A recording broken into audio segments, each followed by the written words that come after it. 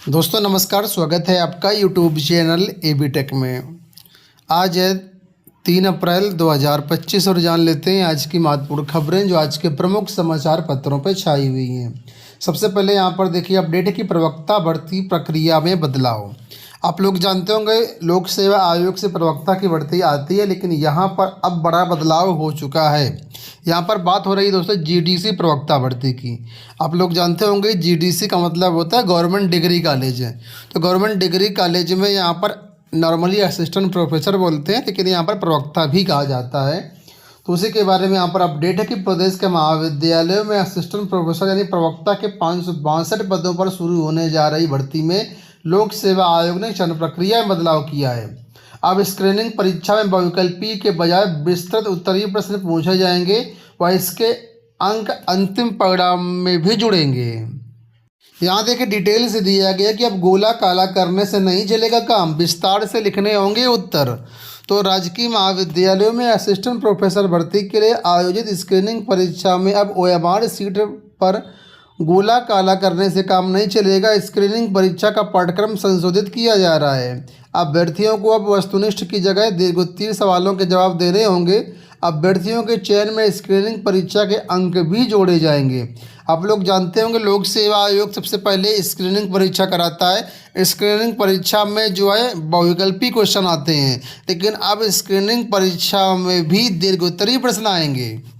आगे देखिए, उच्च शिक्षा निदेशालय की ओर से राजकीय महाविद्यालयों में असिस्टेंट प्रोफेसर के 562 पदों पर भर्ती के लिए शासन के माध्यम से लोक सेवा आयोग को अधियाचन भेजा जा चुका है। अब शासन स्तर से संशोधित पाठ्यक्रम को हरी झंडी मिलने का इंतजार है। असिस्टेंट प्रोफेसर बनने जा रहे अभ्यर्थियों की अपने विषय की कितनी समझ है, इसे गहराई से परखने के लिए पाठ्यक्रम संशोधन का निर्णय लिया गया है। पहले स्क्रीनिंग परीक्षा में बहुविकल्पी प्रश्न के सवाल आते थे और प्रत्येक सवाल के 4 विकल्प होते थे। अभ्यर्थियों को सही विकल्प के रूप में किसी एक विकल्प को चुन करके जो है काला करना होता था। अब स्क्रीनिंग परीक्षा केवल अभ्यर्थियों के लिए मतलब पहले स्क्रीनिंग परीक्षा केवल छँटनी परीक्षा ही होती थी, लेकिन अब यहाँ पर स्क्रीनिंग परीक्षा छँटनी परीक्षा नहीं रह गई है। अब स्क्रीनिंग परीक्षा में डिस्क्रिप्टिव पेपर होगा और ये मार्क्स आपके मेरिट में भी जुड़ेंगे। ठीक है, तो फिलहाल इस तरीके से यहाँ पर अब प्रक्रिया बदली है। मतलब पहले स्क्रीनिंग परीक्षा होगी, इसके बाद मेन परीक्षा होगी, इसके बाद इंटरव्यू होगी और इंटरव्यू के भी मार्क्स आपके जुड़ेंगे। तो कुल मिलाकर के अब थोड़ा सा आपका जो एग्ज़ाम है वो काफ़ी टफ हो चुका है। यहाँ पर देखिए नीचे बताया भी गया कि अब स्क्रीनिंग परीक्षा के 75% अंक और इंटरव्यू के 25% अंक जोड़ करके मेरिट तैयार की जाएगी। साथ ही स्क्रीनिंग परीक्षा में वस्तुनिष्ठ की जगह दीर्घोत्तीर्ण सवाल पूछे जाएंगे, जिनके जवाब अभ्यर्थियों को विस्तार से लिखने होंगे। और यहाँ पर देखिए अपडेट के स्क्रीन असिस्टेंट प्रोफेसर की भर्ती में साक्षात्कार के अंक भी जुड़ेंगे। हालांकि पहले एक जगह लिखा था कि नहीं जुड़ेंगे, अब यहाँ पर देखिए लिखा हुआ है कि स्क्रीनिंग परीक्षा के 75% अंक और इंटरव्यू के 25% अंकों को जोड़ करके मेरिट बनाई जाएगी। तो इस तरीके से यहाँ पर ये आपका भर्ती प्रक्रिया होगी। कहने का मतलब है आप कड़ी मेहनत करनी पड़ेगी आपको डिस्क्रिप्टिव पेपर के लिए। आपको बता दें इस भर्ती में 23 विषयों में चयन किया जाएगा। 23 विषयों की यहाँ पर भर्तियाँ हैं। कुल मिलाकर के 562 पदों का अधियाचन पहुँचा लोक सेवा आयोग के पास।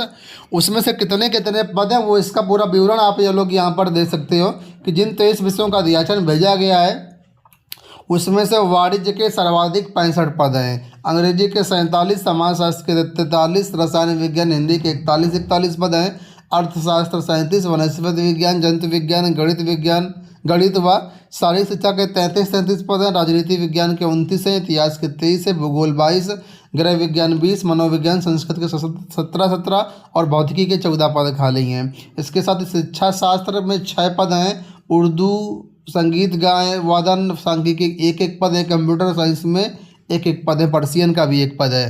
तो ये आपके पदों का विवरण यहाँ पर रहेगा।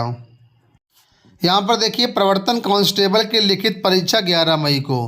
प्रदेश में प्रवर्तन कांस्टेबल के 477 पदों पर चल रही भर्ती की लिखित परीक्षा 11 मई को कराई जाएगी। परीक्षा 11 मई को सुबह 10 से 12 बजे के बीच आयोजित की जाएगी। UPSSC ने इसका जो है वो एग्ज़ाम शेड्यूल जारी कर दिया गया है और ये सारी जानकारी दी है। हालांकि इसके लिए प्रवेश पत्र अलग से जारी किए जाएंगे। अगली देखिए जो अपडेट है नर्सिंग को लेकर के कि नर्सिंग में प्रवेश के लिए आवेदन शुरू। नर्सिंग कॉलेजों में दाखिले की आस में बैठे छात्रों के लिए अच्छी खबर है कि राजधानी के मेडिकल संस्थानों में नर्सिंग के दाखिले की प्रक्रिया शुरू हो गई है। अभ्यर्थी अटल बिहारी वाजपेयी मेडिकल यूनिवर्सिटी की वेबसाइट पर जाकर के 26 अप्रैल तक आवेदन कर सकते हैं। तो पूरे प्रदेश में इसी एंट्रेंस के जरिए आवेदन लिए जाएंगे और यहाँ पर आप आवेदन कर दीजिएगा। पॉलिटेक्निक में अब छात्र छात्राएं खुद भरेंगे परीक्षा फॉर्म। प्रावधिक शिक्षा परिषद ने पॉलिटेक्निक सम सेमेस्टर परीक्षा जून 2025 से परीक्षा प्रक्रिया में बदलाव किया है। अभी तक पॉलिटेक्निक की विषम सेमेस्टर या सम सेमेस्टर जो भी परीक्षाएं होती थी उनके परीक्षा फॉर्म कॉलेज स्तर से भरे जाते थे। अब बोर्ड ने मई से प्रस्तावित परीक्षा में परीक्षा फॉर्म बदलने की प्रक्रिया शुरू कर दी है। इसमें जो परीक्षा फॉर्म है अब कॉलेज नहीं भरेंगे बल्कि छात्रों को खुद ही ऑनलाइन भरना होगा। प्रावधिक शिक्षा परिषद सचिव अजीत कुमार मिश्रा ने बताया कि 5 अप्रैल से लेकर के 15 अप्रैल तक छात्र छात्राएं ऑनलाइन माध्यम से फॉर्म शुल्क जमा करेंगे और फॉर्म भरेंगे अपना। नई दिल्ली से एक देखिए अपडेट है कि 42 लाख लोगों की नौकरियों पर खतरा, बेरोजगारों की संख्या घट करके 3.5 करोड़। तो हेडलाइन देखिए ऊपर सबसे दिया गया है कि दावा ये है कि देश में लगातार घट रहे रोजगार के अवसर, कईयों ने बंद की काम की तलाश। दिल्ली में रोजगार के अवसर घट रहे हैं। आलम यह है कि मार्च 2025 में भारतीय श्रम बाजार सिकुड़ गया, जिससे 42 लाख लोगों की नौकरियों पर खतरा मंडराने लगा है। इसमें से कुछ लोगों की नौकरी चली गई है और कईयों ने रोजगार की तलाश बंद कर दी है। ये जो डेटा है वो centre for monitoring Indian economy, ठीक है, इसकी रिपोर्ट के मुताबिक फरवरी में देश का श्रम बल 45.77 करोड़ घट था, जो 42 लाख घट करके 45.35 करोड़ रह गया है। यहाँ पर देखिए अपडेट है कि 5 अप्रैल को लगेगा mega job fair. Professor Rajendra Singh Rajju Bhaiya राज्य विश्वविद्यालय में 20 से अधिक कंपनियां होंगी शामिल। तो अगर आप भी प्राइवेट जॉब की तलाश कर रहे हैं तो 5 अप्रैल को मेगा जॉब फेयर का आयोजन किया जाएगा, जिसमें 20 से अधिक कंपनियां भागीदारी करेंगी और इसके लिए आप लोग इसमें शामिल हो सकते हैं। इस मेगा जॉब फेयर में जो विश्वविद्यालय परिसर के छात्र छात्राएं सिर्फ वही शामिल हो पाएंगे जिनको गूगल फॉर्म भेजा गया है, और परिसर के पूर्व छात्र भी इसमें जो है शामिल हो सकते हैं। यूपी बोर्ड रिजल्ट अप्रैल के अंत में आएगा। मूल्यांकन कार्य पूरा कर लिया गया। 15 दिन में प्रदेश के 261 केंद्रों में 3 करोड़ कापियाँ जाँची गई हैं। 7 और 8 अप्रैल को छोटे छात्रों की प्रैक्टिकल परीक्षाएं होंगी और इसके बाद अप्रैल के अंत तक रिजल्ट जारी होने की पूरी संभावना है। एलटी ग्रेड और जीआईसी प्रवक्ता को लेकर के यहाँ पर अपडेट है कि जो लोग काउंसलिंग कराए थे पिछले साल और कॉलेज चॉइस की भी किए थे, तो उनके लिए यहाँ पर अपडेट ये है कि दोबारा से आपको कॉलेज चॉइस करनी पड़ेगी। प्रतीक्षा सूची की यहाँ पर बात हो रही है। तो लिखा है चयनित 520 राजकीय शिक्षकों की नियुक्ति की तैयारी, 8 से आवेदन। तो आप लोगों को दोबारा से कॉलेज चॉइस करना पड़ेगा। इसके लिए ये यहाँ पर पोर्टल दिया गया है, ठीक है, देख लीजिए SEC.edu ऑनलाइन पोस्टिंग .up.gov.in।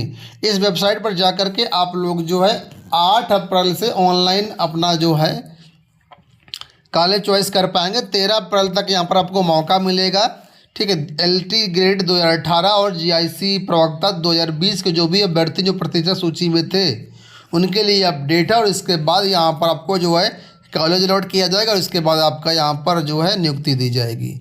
उम्मीद करेंगे वीडियो पसंद आया होगा। इस वीडियो में इतना ही, धन्यवाद।